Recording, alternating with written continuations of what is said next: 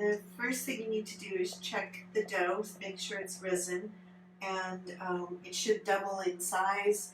One good test is to just poke 2 fingers in, about knuckle deep, and if it holds the indentation, which this does, then it's good to go. So you just take your nice big pot of dough, or you can punch it down first, which is super fun. Put it on a little bit of a flour surface, and this recipe makes 12 pretty good sized bagels. So just cut this up into 12 little rounds.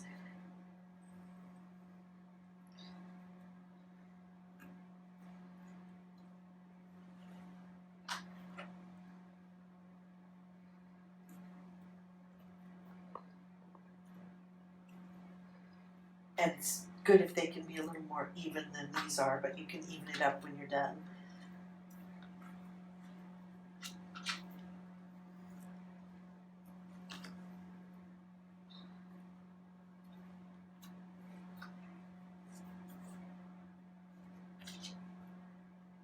So there are 2 schools of thought on shaping the actual bagels.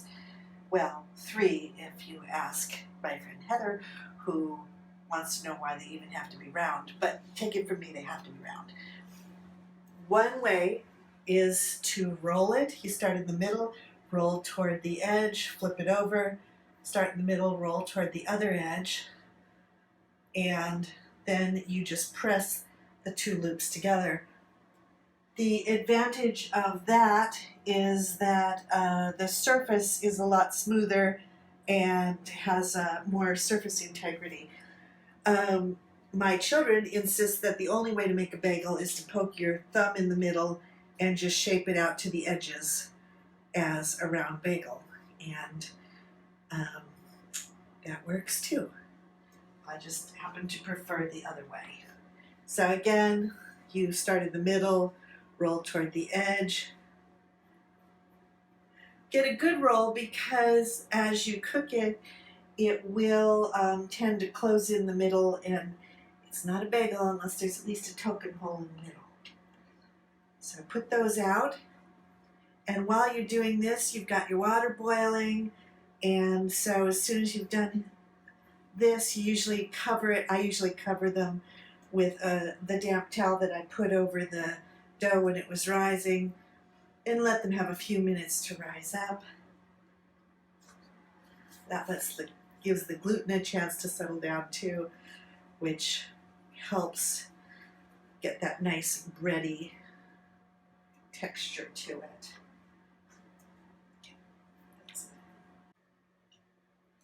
So after they've risen a little bit, doesn't take much, just bring them over to your boiling water and drop them in. The important thing is to not let them crowd the pan. So I'm putting 3, 4 is the most if you have a larger pan, but no more than that.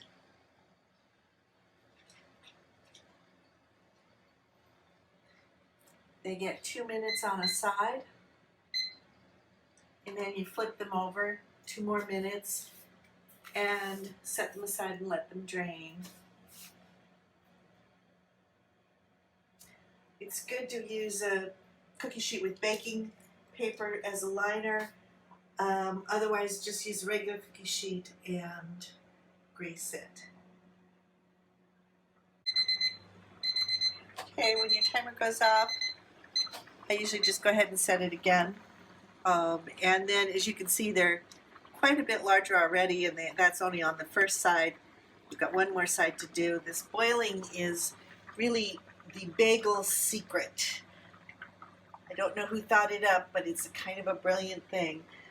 My friend Leah reminded me that there are actually 3 baking steps to the purest bagel, because some people broil it to get that nice shiny finish, but I promised you speed bagels, so what we'll do is brush the tops with an egg wash and then put our toppings on, or leave them plain if you prefer them that way.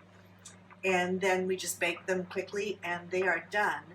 So once you get good at this, you can go from waking up in the morning and thinking bagels would be good to eating them within an hour. And that's kind of appealing even if you live in a place where you can get bagels. So when your timer goes off, just put your bagels on the cookie sheet for now, or if you happen to have a extra large size kitchen. Oh, and see the big puddles there? What you really want is a slotted spoon, something which I so don't have in this rented house. So obviously I will be replacing this brown paper before I bake, but for now it will do. So there's our first half of the bagel batch done. I'll just boil the others and we'll be ready to bake.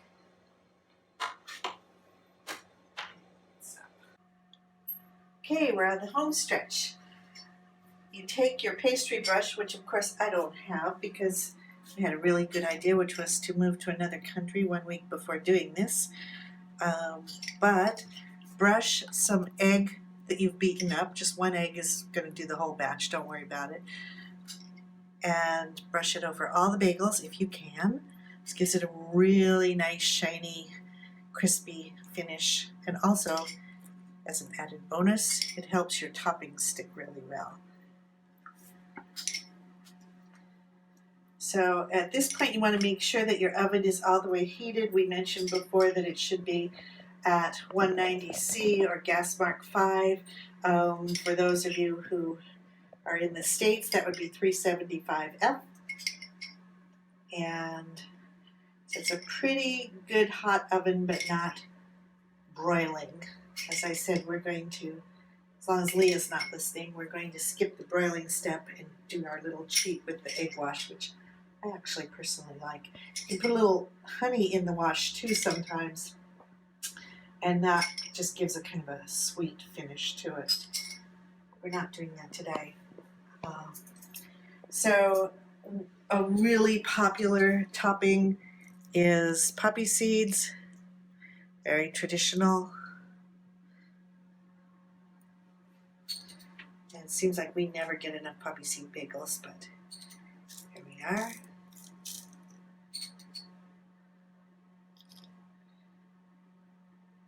You'll want to leave some plain because there are always those purists. My father-in-law, who I think is going to be watching the recorded version of this, goes for cracked pepper on his bagels, which is just all kinds of wrong as far as I'm concerned, but he loves it.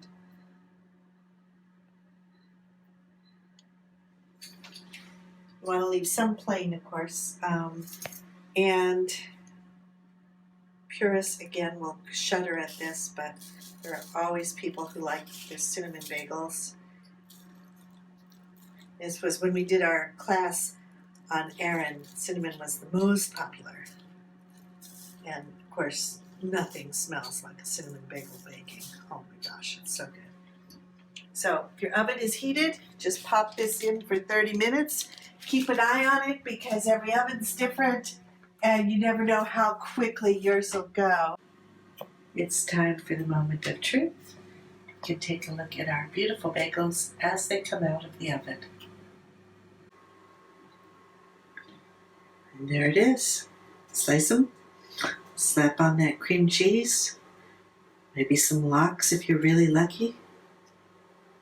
And if you're strong, you'll wait till they cool, but I'm never that strong. How about you?